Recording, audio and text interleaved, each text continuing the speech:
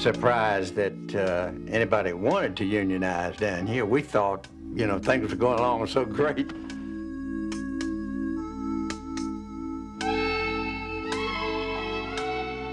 Here's Daddy here running the mills and looking after you so good.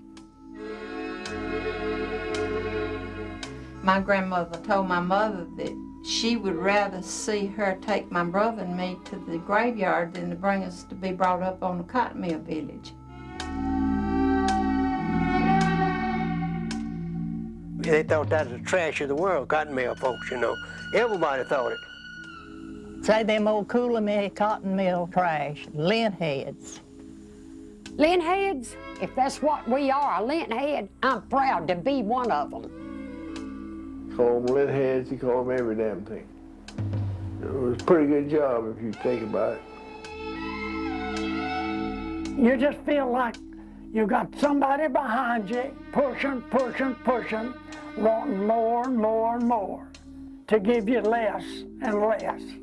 It's just a downright bad feeling. We had a job for them if they wanted it. If they didn't, all they had to do was go back to the hills. People too darn sorry to pay anybody enough to live on because they're afraid they're going to get a little bit ahead and then they can't get them to work for nothing. But like a man told me up in North Georgia, keep a man hungry and he'll work. That's the truth. That kind of environment puts scars on people that they never heal. You live with those the rest of your life.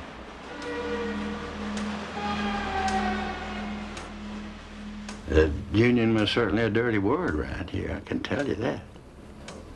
And still is in Gaston County, and always will be, I guess.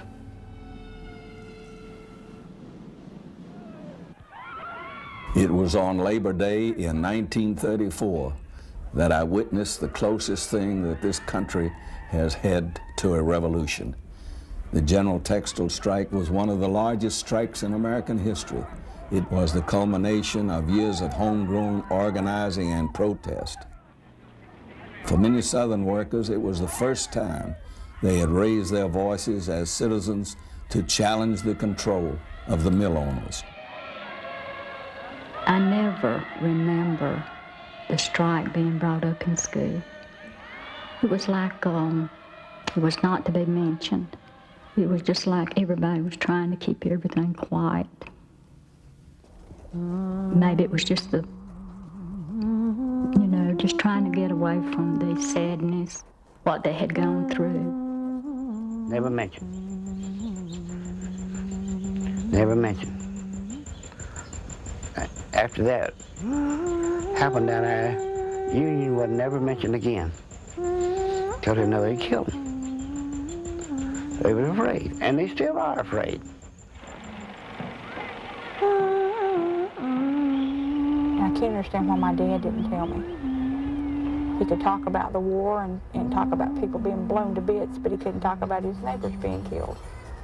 And it's like somebody trying to hide a dirty secret about their family, like they're ashamed of what happened to their families.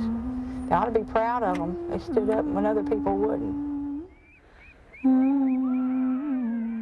Yes, I was over there. I took a man's hat off his head, laying on the ground, and fanned him till he died, till the breath lifted.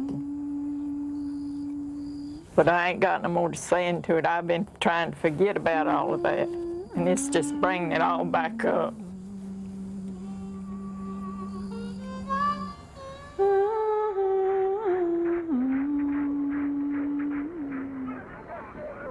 So it's a hush thing. It's a keep quiet thing. Let's don't pull out our skeletons out of the closet. Let's let sleeping dogs lie.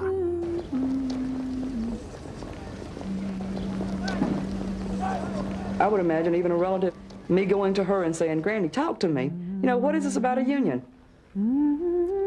Her memories are so frightening of the periods that she's gone through that I'm not burdening a younger generation with the horror I went through.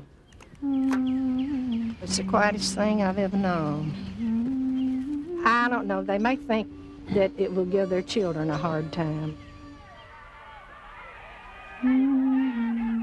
I think some people suffered over it. We lost a strike. I think that hurt some. And organized labor in the South, in the whole, gets a dirty word.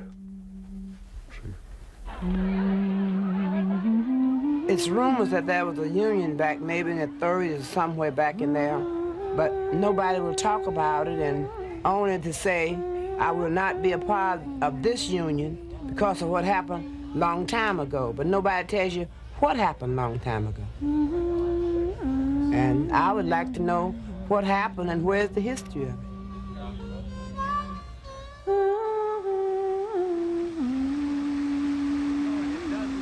Throughout New England, where over 100,000 have quit their